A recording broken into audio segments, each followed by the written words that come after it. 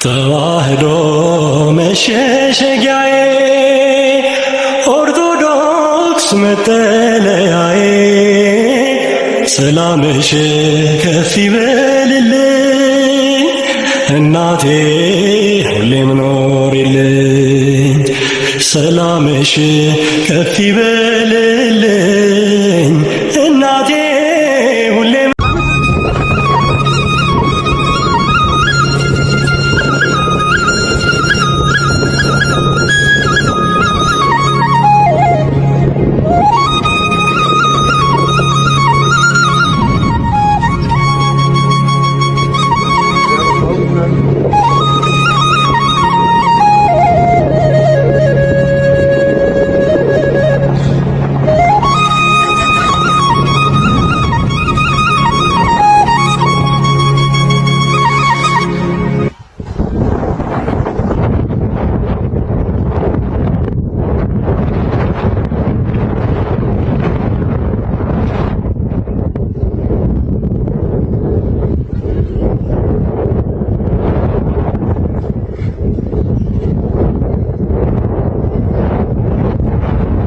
በስመ አብ ወወልድ ወመንፈስ ቅዱስ አሐዱ አምላክ አሜን።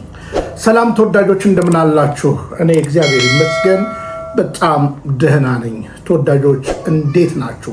እንግዲህ በሀገራችን አያሌ የሞት አደጋዎች እየሰማን ነው። በመግቢያ ላይ እንዳሰማዋችሁ በአዲስ አበባ ይጓዝ የነበረ አንድ ሚኒባስ እንዲህ አይነት ከባድ አደጋ ደርሶበት እንግዲህ የስድስት ቤተሰቦቻችን ወይም ኢትዮጵያውያን እልፈትን ሰምተናል። ነፍስ ይማር። ለመላው ቤተሰብ መጽናናትን እንመኛለን እና እንደዚህ አይነት የሞት ነገርን እንግዲህ በሀገራችን ላይ እያየን ነው። ወደፊትም እንግዲህ የምንሰማው ነገር ነው። ትውልድ እንግዲህ ያስተውል ዘንዳ በትህትና እጠይቃለሁ። ዛሬ እንግዲህ ወሳኝ ሀሳብ እናነሳለን።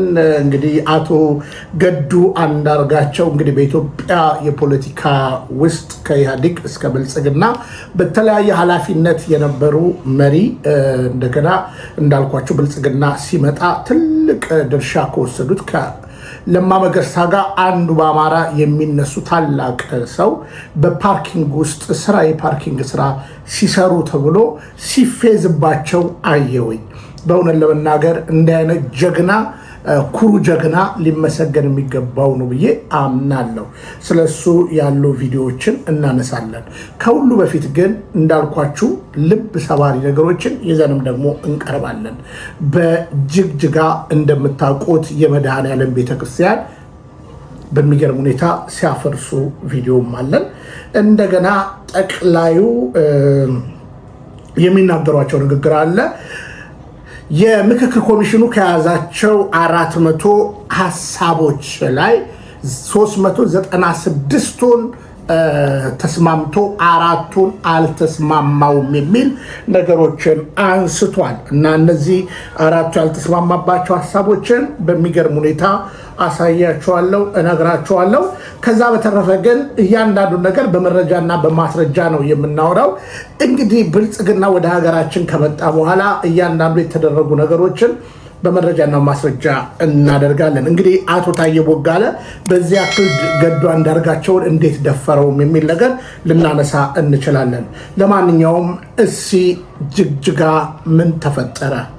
በመግቢያ ላይ ከአደጋው በፊት እንዳሳየዋችሁ ጅግጅጋ ላይ ምን ተፈጠረ?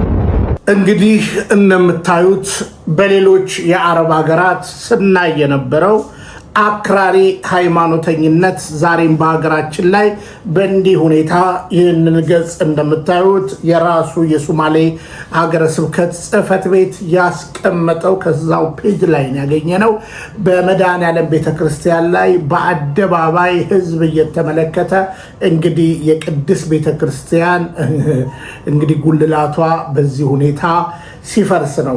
እንዳትደነቁ። አክራሪ ብሔርተኝነት ብቻ ሳይሆን ሌላ አክራሪ የሃይማኖት ድርጅት ከስራ አለ ብዬ ሺህ ጊዜ ነግሬያችኋለሁ። አሁን ደግሞ ፕራክቲካሊ የሆነውን ነገር እንደገና ለማሳየትና ለማንቃት ነው ይሄን ነገር የምንነጋገረው። ስለዚህ መንግስት ምንም ያለው ነገር የለም። አቶ ሙስጠፌ ምንም ነገር ያሉት ነገር የለም። እንግዲህ ቤተክርስቲያን በእንዲህ ሁኔታ ላይ እየተናጠች አለች። ታዲያ አንድ መሰረታዊ ነገር አያይዤ ላቀርብላችሁ፣ የምክክር ኮሚሽኑ ከዛ በኋላ ስለገዱ ሌሎች ነገሮች ላይ እመጣለሁ። የኢትዮጵያ የዘመን አቆጣጠር ስያሜ እንዲቀየር ከስምምነት ላይ መደረሱ ተገለጸ። ምን መሆን እንዳለበትም ይፋ ተደርጓል። በሀገራዊ የምክክር ጉባኤው ላይ ለሳምንታት ሲያከራክሩ ከቆዩ ዋና ዋና አጀንዳዎች መካከል የዘመን አቆጣጠር አንዱ ነበር የተባለ ሲሆን 4000 ተመካካሪዎች በተሳተፉበትና ከሐምሌ 18 ቀን ጀምሮ እስከ ነሐሴ 16 በተጠናቀቀው በዚህ ጉባኤ በተነበበው ሰነድ መሰረት ዓመተ ምህረት የሚለው አቆጣጠር ቀርቶ የኢትዮጵያ አቆጣጠር ተብሎ እንዲተካ ተመካካሪዎች ከስምምነት ላይ ደርሰዋል ተብሏል። በተጨማሪም ሂጅራ እንደ ካላንደር እንዲካተት በምክር ሐሳብ ደረጃ መያዙ ተሰምቷል። ይህ በነገራችን ላይ በክርስቶስን ወይም የትንሣኤውን ኃይል ወይንም መስቀልን የተደረገውን የቤዛነት እውነት አምናለሁ። ዓመተ ዓለም ወደ ዓመተ ምህረት የቀየረልኝ ጌታዬና አምላኬ ጌታ ኢየሱስ ክርስቶስ ነው የሚል ትውልድ ሁሉ ሊናገረው የሚገባ አጀንዳ ነው። ጠቅላዩ ማን እንደሆኑ አበክሬ ነግሬያቸዋለሁ። እኛም ነቅተናል፣ ጉድጓድ ምሰናል እንደሚሉ እያንዳንዱን ነገር ነግሬያቸዋለሁ። ስለዚህ ዓመተ ምህረት በክርስቶስ ያገኘነው ዓመተ ምህረት እግዚአብሔር ዓለምን ከመውደዱ የተነሳ ከታላቅ ፍቅሩ የተነሳ የሰጠን ነገር ልጁን ልኮ በቀራንዮ መስቀል ላይ ራሱ መስዋዕት አቅራቢ ራሱ መስዋዕት ተቀባይ ሆኖ እንደ በግ የሞተልን ደግሞም ስለኔና ስለናንተ ስለ ዓለም ሁሉ በደልና ኃጢአት መተላለፍ ዋጋን የከፈለልን ሞቶ የተነሳ ዓመተ ፍዳችንን ዓመተ ዓለማችንን ዓመተ ምህረት ብሎ የቀየረልንን ታላቁ መኩሪያችንን ጠቅላዩና 4000 ምክረ ሐሳብ የሚባሉ ትላንት ነግሬያችኋለሁ።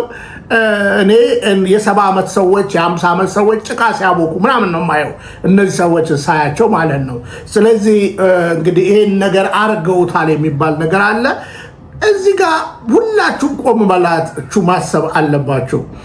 እቺ ሀገር እንግዲህ በግልጽ አማርኛ ክርስትናን ለማጥፋት የተነሳበት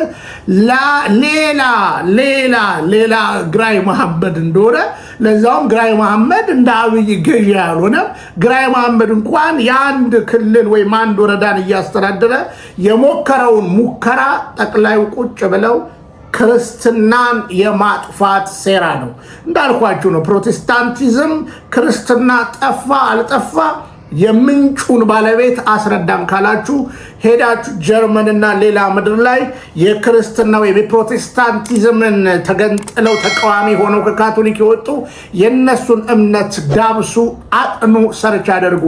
አብዛኞቹ እግዚአብሔር የለም ብለው ኤቲስት ሆነዋል።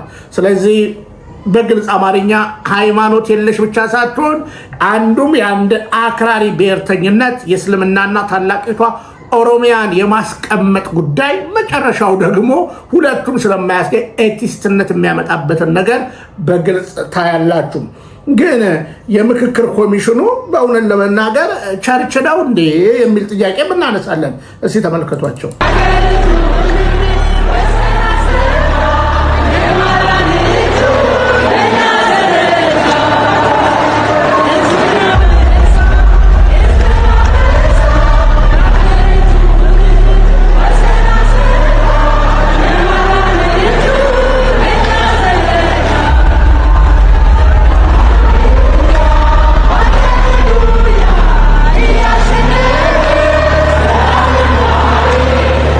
እንግዲህ እንደነዚህ አይነት ሴቶች እንድሰሙ የምፈልገው ወንዶችን ቢሆኑ ዓመተ ምህረትን የኢትዮጵያ አቆጣጠር በሚል ከተቀየረው በኋላ ክርስቶስን ክደው አያችሁ። ለዚህ ነው ሌላ ኢየሱስ ነው ፕሮቴስታንቱ ጋር አለ ብዬ የምናገረው።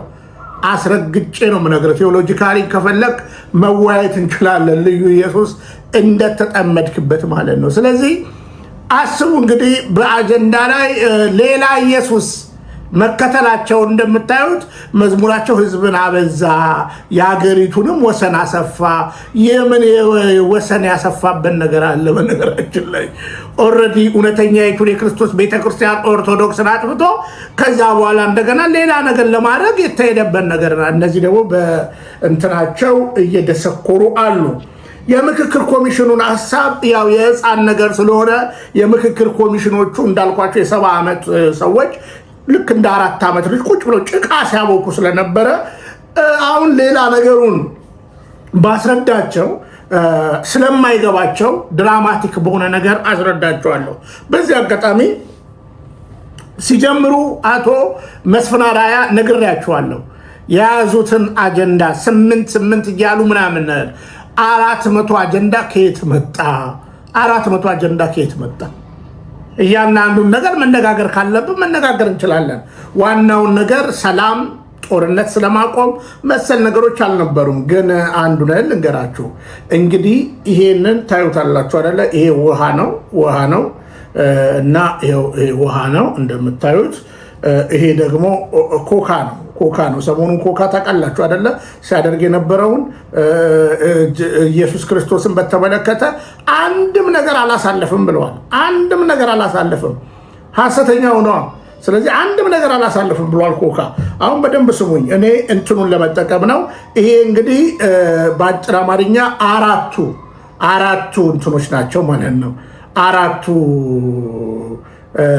ያልተስማሙበት የአዲስ አበባ ጉዳይ፣ የፕሬዝዳንት ነገር መሰል ነገሮች እና ዋናው ግን ዓመተ ምሕረትም እንድታስቡ ያስፈልጋል።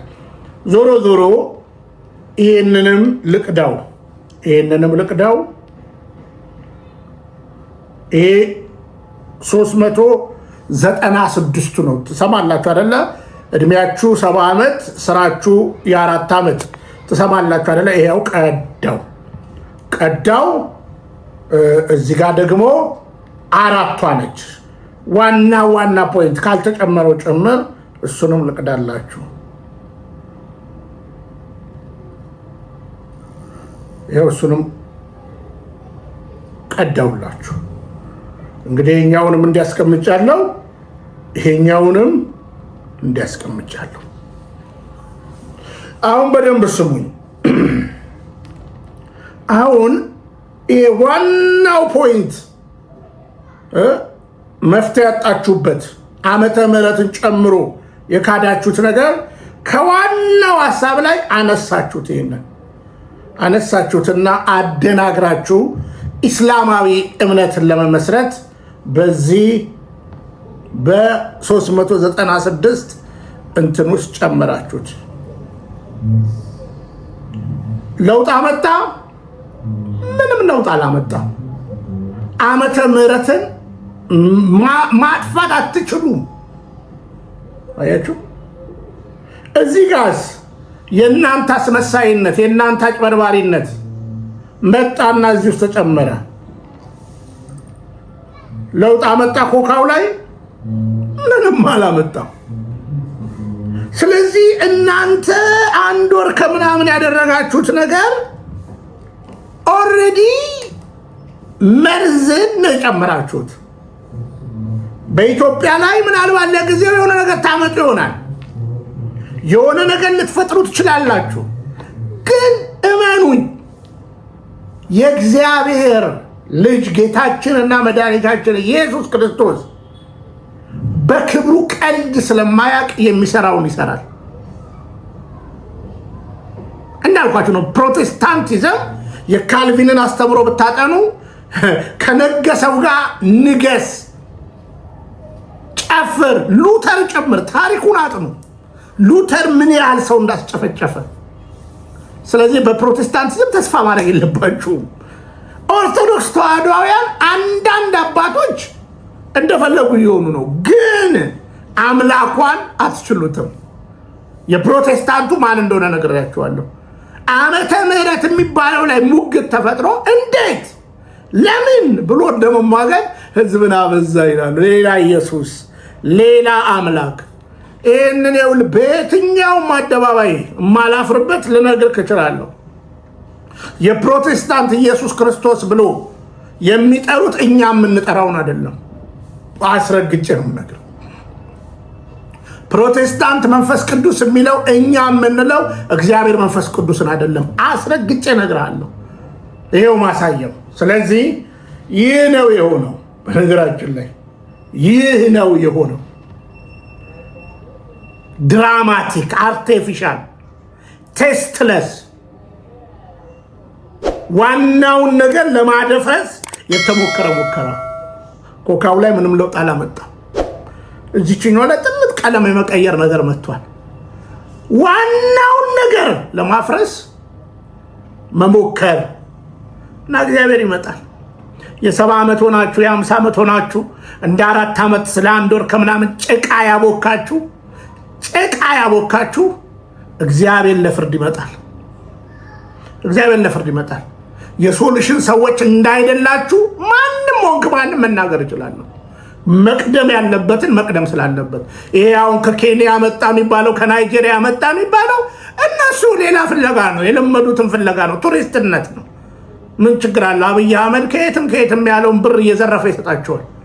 ለማንኛውም ትውልድ ንቃ መልእክቴ ነው።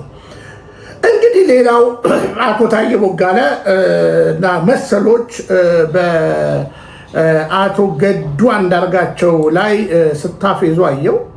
እኔ ግን በእውነት ስለዚህ ሰው ትልቅ ክብር ነው የተሰማኝ። እስቲ ላሳያችሁ። ቫሊዴሽን እዚህ ነው የሚደረገው። እዛ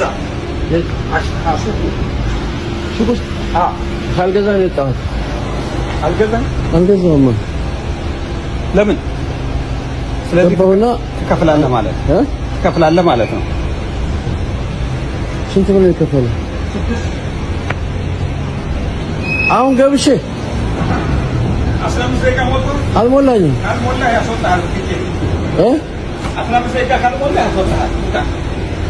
መቼም ይህንን ነገር ስናስብ በመጀመሪያ ደረጃ አቶ ገዱ አንዳርጋቸውን አለማድነቅና አለማክበር አይቻልም። ያውን ያፌዘና የቀረጻቸው ሰው ማፈሪያ ስለሆነ ነው። እኔ ባገኛቸው አባቴስ የክብር ፎቶ እንነሳ፣ ወንድሜ የክብር ፎቶ እንነሳ ነው የምለው። አንድ ሰው ከውጭ ጉዳይ ሚኒስትርና ከተለያዩ ፖዚሽን ወርዶ ባለግራ የሀገር ቅሌትም ነው። ባይደዌ ገዱ አንዳርጋቸው ነው ለመጀመሪያ ጊዜ ከትራምፕ ጋር የተገናኘው። ታሪክ ይኸው ከፈለጋችሁ ኢትዮጵያን ወክሎ የተነጋገረው ማለት ነው። ግን ያንን የሚያክል ጀግና ሰው አሜሪካ ሀገር ፓርኪንግ ሲሰራ አሜሪካኖቹ እንዴት እንደሚያከብሩት ለምን? ለእውነት ለጽድቅ። አንተ ግን አሁን ታፌዝበታለህ፣ አንተ ግን ትቀልድበታለህ እንዲያልክ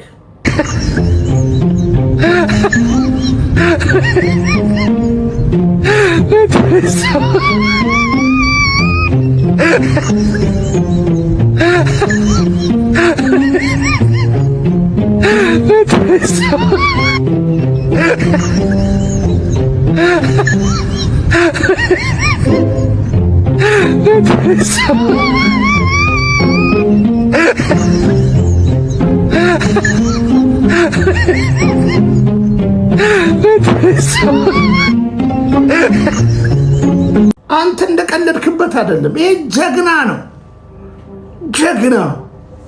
ከአብይ ጋር እኮ እንደ ጌታቸው ተመልሶ እንኳን ቢለማመጥ ፖዚሽን አያጣም። ገዱን ልናከብረው ይገባል። እውነቴን ነው የምነግራችሁ። ጀግና ልንለው ይገባል። እንደ ታዬ ቦጋለ ዋሽ። አሁን ታዬ ቦጋለ በገዱ ላይ ሲስቃየወኝ እና ታዬ ቦጋለ እኔ አሜሪካ አንድ ኤርፖርት ውስጥ ማናጀር ነበርኩ ብሎ ሲዋሽ ወዲያው ከኤርትራውያኖች ጋር በሻንጣ ሲጣላ እኮ ቪዲዮ ልኮ አለ። አሁን ታዬ ገዱ ላይ ማሾፍ ይችላል። ሞራልስ አለው። በነገራችን ላይ ገዱ እስካሁን እርዳታ ስጡኝ ለምኖ አያውቅም። ይሄው ጀግና መስራት ጀመረ። ከሁላችንም የተሻለ ክብር የሚገባው ሰው ነው ገዱ። ገዱ ላይ ማፌዝ አይቻልም። በቃ ፓርኪንግ ሰራ። ህሊናዬን ከምሸጥ የውጭ ጉዳይ በሀገር ውስጥ ምናልባት ሰከንድ የሆነ ፖዚሽንን ትቼ ለእውነትና ለጽድቅ ይሄ ይሻለኛል ማለቱ ልናጨበጭብለት ይገባል፣ ልናፌዝበት አይገባም። እና ያው አንዳንድ ጊዜ ጦጣ ለጦጣ አለ አይደለ? ጦጣ ዝንጀሮዋ ላይ ይስቃል እና ማንነቱ ስለሚያውቅ ይሄኔ እኮ አሁን ፓርኪንግ ራሱ ሊያደርግ የመጣው ራሱ ምናልባት ከገዱ ያልተናነሰ ስራ የሚሰራ ሰው ነው በነገራችን ላይ። እና እንዲህ ናቸው። እና ደመላሽ ምናምን ትለዋለህ። አብይ እኮ በደም የተጨማለቀ ሰው እኮ ነው በነገራችን ላይ። ስለዚህ አቶ ገዱ አንዳርጋቸው እናከብርሃለን። አንተ ጀግና ነህ። መልካም የሥራ ዘመን፣ በርታ። የዛሬ 8 ዓመት 7 ዓመት ከትራምፕ ጋር ዋይት ሃውስ ገብተህ ስትወያይ የነበርክ ወይም ከዛ በፊት አስታውሳለሁ በግድቡ ጉዳይ ገብተህ ስትወያይ የነበረ ጀግና ዛሬ ፓርክ ውስጥ ስለ ሀገሬ ስለ ማንነቴ አልቀልድም ብለህ ፓርኪንግ ሰራተኛ ሆነ ታየ ተብሎ የሚያፈዘው ትውልድ አጭበርባሪ ነው። እኛ እናከብራለን። እኔ አከብራለሁ። እግዚአብሔር ያክብር። እግዚአብሔር ያክብር። ለምን ሌባ አልተባልክም? እነ ታከለ ኡማ አሜሪካ እነ ስንቶቹ በነፃነት እንኳን መንቀሳቀስ አይችሉም። እና እግዚአብሔር ያክብር። በርታ ነው የምንለው። በስተመጨረሻ እንግዲህ ጠቅላዩ የሚናገራቸውን 1 2 3 ነገሮችን ላንሳና እጨርሳለሁ። አከታትዬ ላሳያችሁ። ጠቅላይ ሚኒስቴር ተዋልደን አንኖርንም እንዴ? አንድ ባለስልጣን ለራሱ እድሜ ሊያቆይ ብሎኛን ያባላ እንዴ? እኛ ይግደል እንዴ? እኔ በእርግጠኛነት ነው የምነግረው፣ ብሔሩ ራሱ የራሱን ልጅ ይገላል ነገር ሲያባላ የነበረ ህዝብ ክልል ላይ አረ የፍትህ ያለ እዚህ ከተማ እኮ ፍትህ የለም። ዶክተር አብይ ተጨቁነን እንደ ሴት አንድም እናት በምጥ እንዳትሞት ስትወልድ እንዳትሞት ነው መንግስቱ ሁሌ የሚለን። እናቶቻችን እኮ ሳይወልዱ እየሞቱ ነው እዚህ ከተማ። በእርግጠኝነት ምነግሮት ውሃ 3 አለ አከፋፍሎ ለዓለም አቀፍ የሚያል፣ እኛ ግን በውሃ እንጠማለን። ትንኮሳ ሲጀመር ከውሃ መሰበራ ይጀመራል። ትንኮሳ ሲጀመር ማብራት ሲቆፈር አትቀብሩም ተብሎ አፈር ይደፈናል። የኛ ልጆቻችን አናስተምርበትም ወይ? በሞተ ህዝብ ደም ላይ ቁጭ ብዬ ነው እንዴ ልወያይ የምችለው? ሊሆን አይችልም። ስለዚህ በትክክለኛው መንገድ ኢትዮጵያ በአንድ ዘር ልትገነባ ከታሰበ ትክክል አይሆንም። ኢትዮጵያ የሁላችንም አገር ናት።